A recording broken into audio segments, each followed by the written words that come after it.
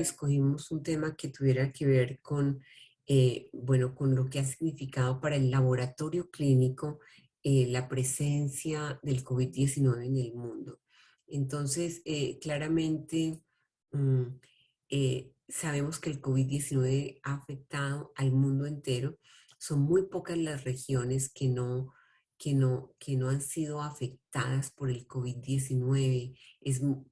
De repente uno encuentra en este mapa que es muy reciente, es de la semana pasada, en donde los punticos rojos significan los sitios en donde más se ha visto afectado la pandemia del COVID-19.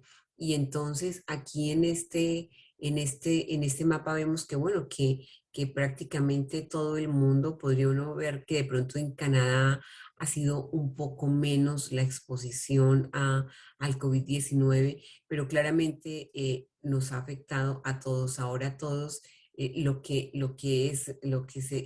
vemos en todas partes es que queremos estar muy alejados, ¿cierto? Que queremos estar a 2 metros de distancia. Y recuerdo esta película de Six Feet Apart, que en ese momento decíamos, wow, qué difícil no podernos tocar, no podernos abrazar, pero realmente lo que vemos hoy es que todos queremos estar distanciados, nos da temor acercarnos el uno al otro.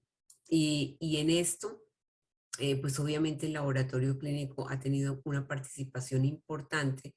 El laboratorio clínico se ha visto también afectado y vamos a ver para esta sesión, yo basé esta presentación en algunos artículos. El primer artículo, el que ustedes ven aquí en la parte de arriba, creo que no me está funcionando el cursor, no sé, en donde habla de cuáles son esas características clínicas, esas características de laboratorio de los pacientes que han estado hospitalizados con coronavirus. Este es un reporte presentado en el 2020. Tenemos otro documento, otra publicación que habla de las anormalidades en el laboratorio clínico de hematología, pero también habla de particularidades de otras áreas del laboratorio clínico, no solamente de hematología. Y también me basé para esta presentación en este artículo que nos habla de los errores preanalíticos durante la pandemia del COVID-19 en el laboratorio clínico. Y también un documento de Mario Plevani, que es muy conocido, y en ese documento de Mario Plevani lo que hablamos es de medicina de laboratorio y cuáles son las lecciones que nos enseña la medicina de laboratorio en este momento. Em, entonces, lo que vemos acá es estos pensamientos de estos autores, esos pensamientos de estos autores, y de eso es que vamos a hablar en estos siguientes minutos.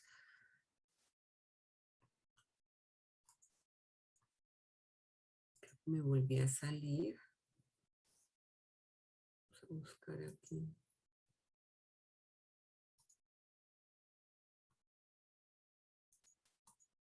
Cristina, tú me verificas en qué diapositiva estamos, cuál vemos, por favor. A ver, estamos en la 4 de 25, Aida. Ok, bueno, muchas gracias. Muchas Bien. gracias. Ok, entonces, en este documento que nos habla de los errores en la fase preanalítica durante la era de la pandemia, vamos a poner en la mente que ya nosotros veníamos antes de la pandemia visualizando que habían muchas publicaciones que hablaban de que los errores en la fase preanalítica eran incluso en número más que los errores en la fase analítica o en la fase posanalítica. ¿Qué ha pasado ahora en el laboratorio clínico con la era de la pandemia? Pues obviamente aquí vienen desafíos, ¿cierto? Porque esos errores que se venían cometiendo en la fase preanalítica como eran errores de recolección, de transporte y de procesamiento de las muestras, pues pueden conducir obviamente a situaciones clínicas que no deseamos porque pueden ser, tenemos resultados falsos positivos o falsos negativos o falsamente elevados o falsamente disminuidos. Entonces, este estudio se basó en los objetivos de determinar cuál era la tasa de rechazo de las muestras de sangre en un laboratorio clínico antes y después de la pandemia y caracterizar esos tipos de errores preanalíticos antes de la pandemia y después de la pandemia. Para este ejercicio, se hizo un estudio retrospectivo en un hospital de traumatología que se convirtió durante la pandemia en un centro de atención para pacientes con COVID-19. Los datos fueron extraídos durante la fase antes de la pandemia, entre octubre del 2019 a marzo del 2020. Y después ya durante la fase de la pandemia, del 24 de marzo al 31 de octubre del 2020. Ahora, esa tasa de rechazo de las muestras de sangre se calculó como la proporción de los tubos de extracción de sangre con errores preanalíticos del número total recibido, y eso se expresó en porcentaje. Bueno, ¿y qué se obtuvo, cierto? Que de un total de 107.716 muestras que se recibieron, 43.000 eran de la fase de la pandemia, las otras eran de antes de la pandemia.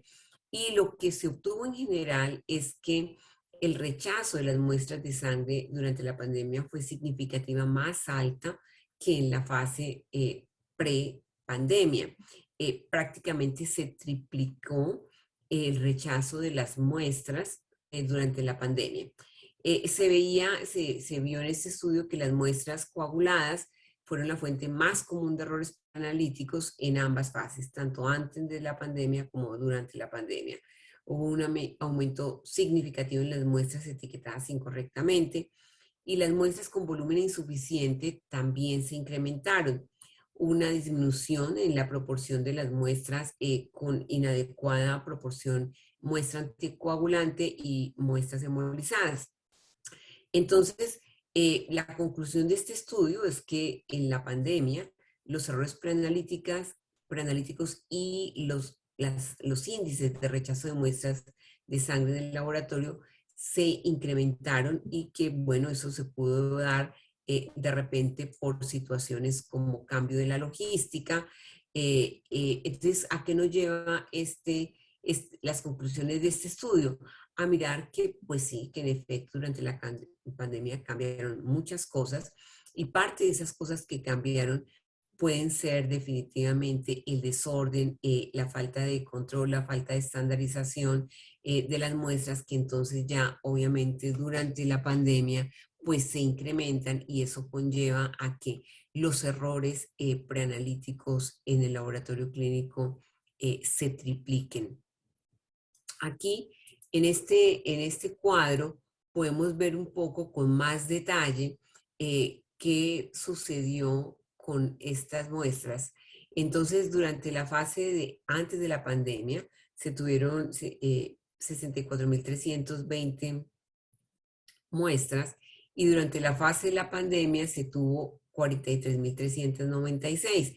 Pero lo que se ve es que el índice de rechazo de muestras antes de la pandemia era el 1.1%, mientras que durante la pandemia prácticamente se triplicó y se convirtió en un 3%.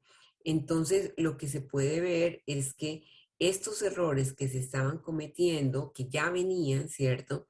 Que estaban presentes en los laboratorios, y era como que se marcaban inadecuadamente los tubos, como que el volumen de la muestra era insuficiente, como que las muestras se coagulaban o que las muestras se hemolizaban. Pues lo que se vio es que, por ejemplo, para las muestras coaguladas se incrementó en una forma importantísima. En este diagrama se puede ver los errores durante la pandemia y podemos ver acá esta barrita que nos muestra que las muestras coaguladas fueron el error que se incrementó en mayor proporción durante la pandemia. ¿Qué tenemos acá, cierto? Entonces, sí, pues los errores existen y obviamente en el laboratorio clínico se cometían errores antes. Lo que estamos viendo durante la fase de la pandemia es que los errores se están incrementando en una forma importante. En este estudio lo que se revela es que se incrementó casi 3 veces los errores preanalíticos. Eso obviamente es preocupante porque ya sabemos nosotros que durante la pandemia el laboratorio clínico pues se ha hecho mucho más visible que antes y que, por ejemplo, en este estudio que se presenta sobre cuáles son esas características clínicas y del laboratorio em, que han caracterizado a estos pacientes hospitalizados, y este es un estudio realizado en Estados Unidos, pero obviamente en todos nuestros países podemos tener un esquema muy similar, ¿no? Ya sabemos obviamente que la enfermedad del coronavirus COVID-19 causa un síndrome respiratorio agudo y que pues esta pandemia ha afectado a millones de pacientes y que se asocia mucho con los pacientes que tienen importantes comorbilidades. Em, Estos datos pues realmente em, se han informado en pacientes de China, de Europa y también pues en Estados Unidos. Aquí entre los métodos que se utilizaron para este estudio, se obtuvieron los datos de pacientes hospitalizados en un hospital con pacientes con infección de COVID-19 en un periodo de tiempo de aproximadamente un mes entre primero de marzo y abril del 2020, y se presentaron los pacientes que se escogieron para este estudio fueron los pacientes que tenían signos, síntomas, hallazgos, tratamiento y complicaciones de laboratorio e imágenes registrados a partir de los registros electrónicos. El criterio de valoración para estos pacientes era fundamentalmente que estuvieran admitidos en la unidad de cuidados intensivos o que tuvieran un estado de shock o que hubiesen fallecido.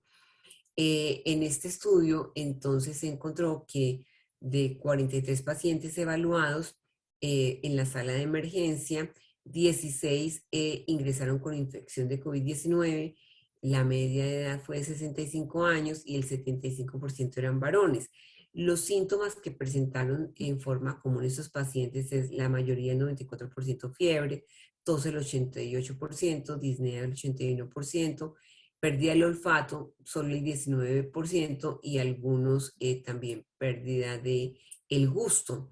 Y específicamente entre los exámenes de laboratorio clínico, pues presentaron hiponatremia el 50%, proteína C reactiva elevada el 100% y lactato deshidrogenasa el 80%.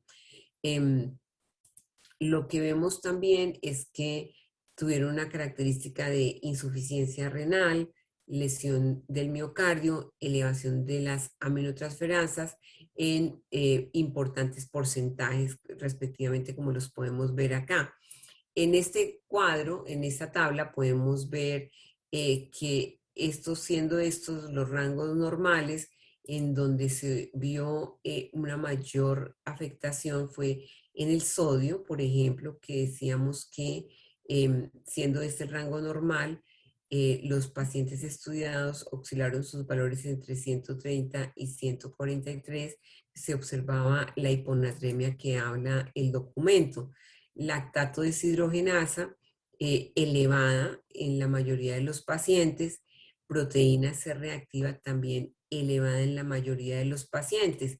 Entonces, pues lo que nos muestra este documento es que obviamente estas pruebas de laboratorio se convierten en signos para que el clínico pueda asociar una condición y pueda asociar esos signos clínicos que observan el paciente y junto con estos resultados del laboratorio clínico, entonces puede combinar y eso puede contribuir a un diagnóstico más rápido para el paciente.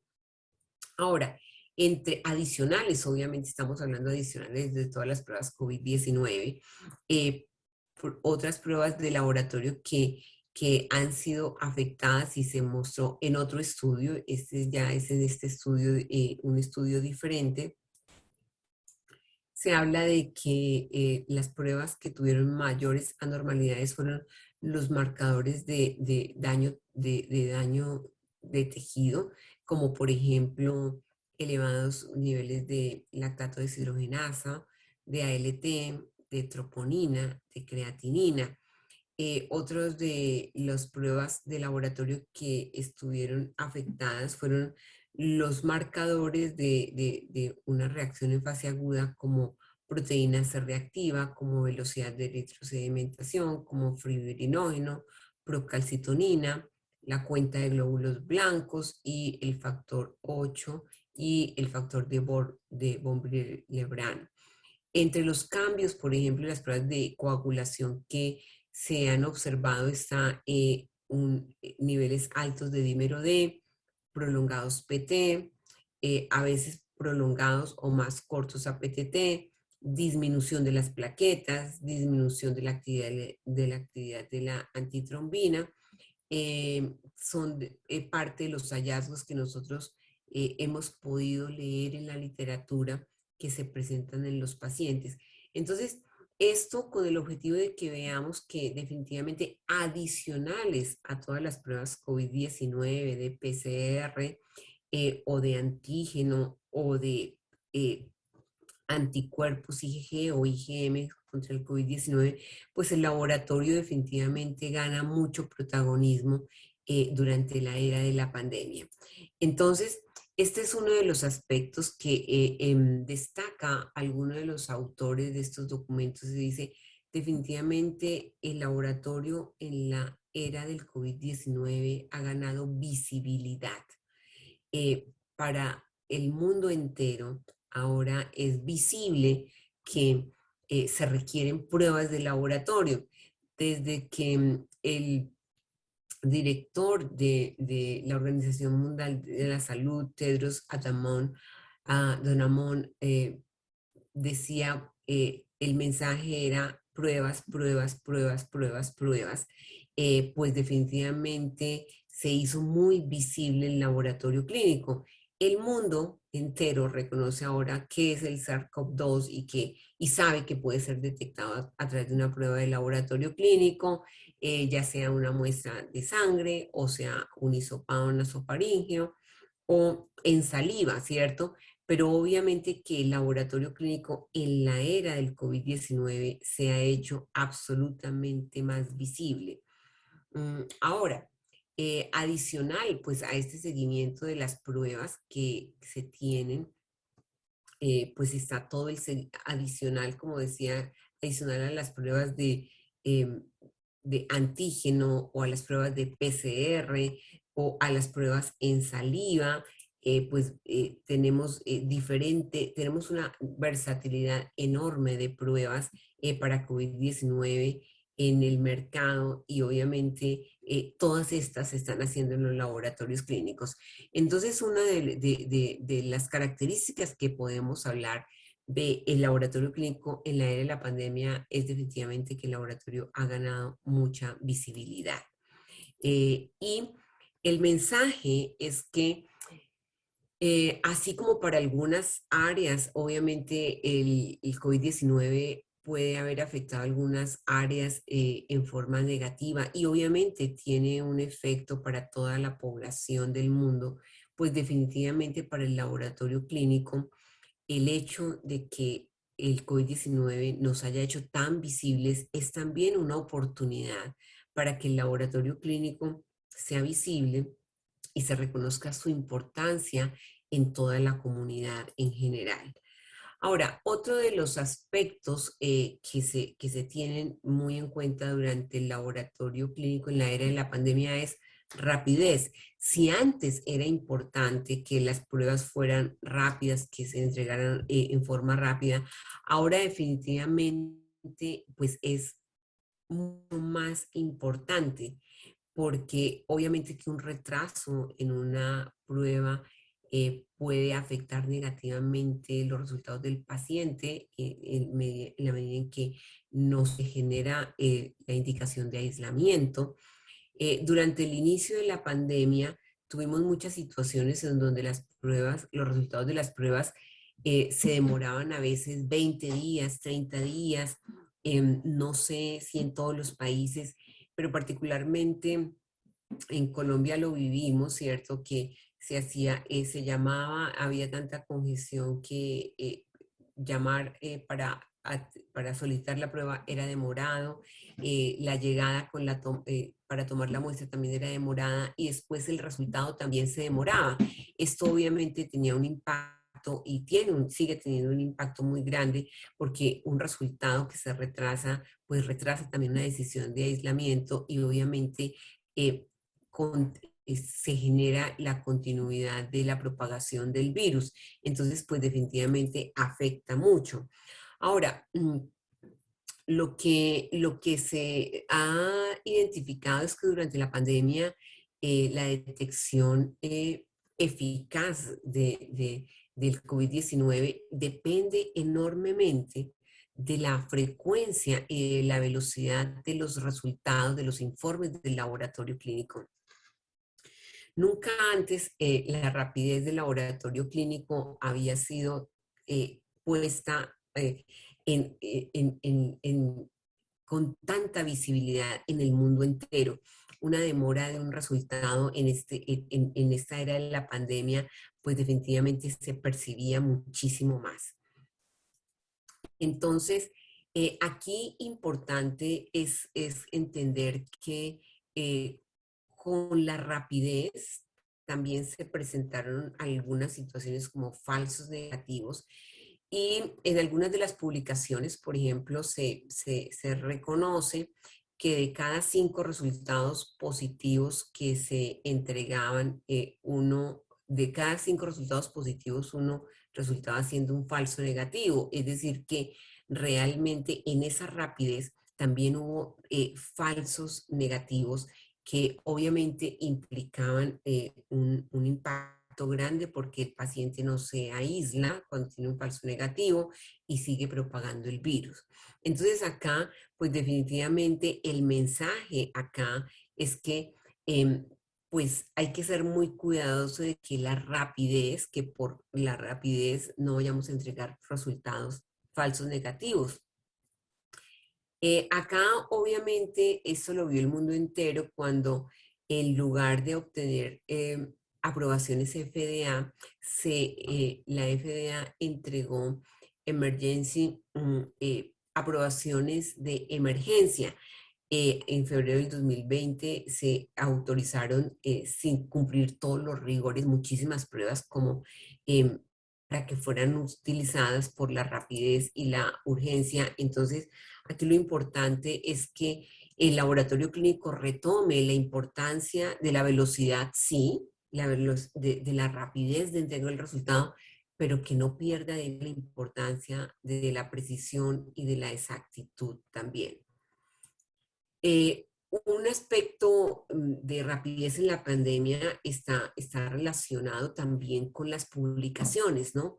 También han habido, ¿no? Una gran cantidad de publicaciones en las revistas y obviamente muchos datos publicados que no alcanzaron a ser revisados y también tenemos obviamente que por toda esta rapidez se han generado muchas publicaciones con datos cerrados y ahora se está como en el proceso de recoger esos artículos y sacarlos de las revistas porque fueron aprobados y fueron publicados y obviamente podrían generar a muchas confusiones.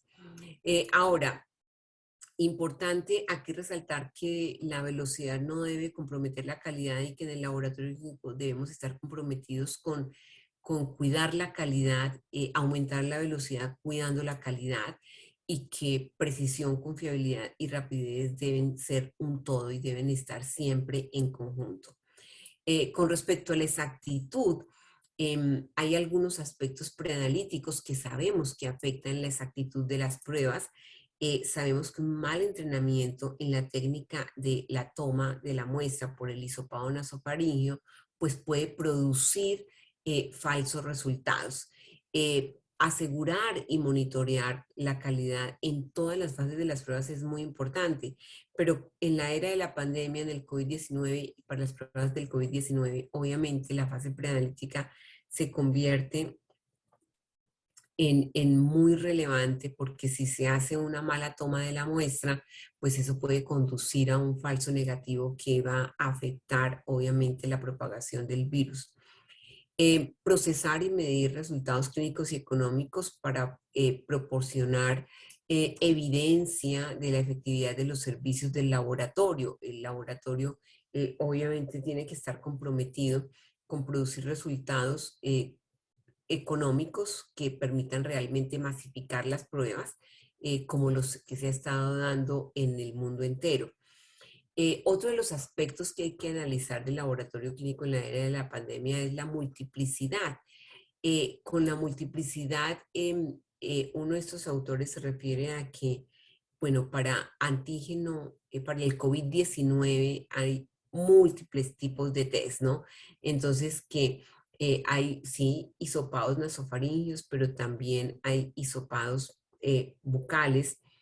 También se puede tomar la prueba, se puede, en el mismo PCR, o sea, con el mismo RNA, hay diferentes tipos de pruebas que se pueden hacer y que para el antígeno también hay diferentes técnicas, o sea, hay técnicas de flujo lateral, quimioluminiscencia, fluorescencia.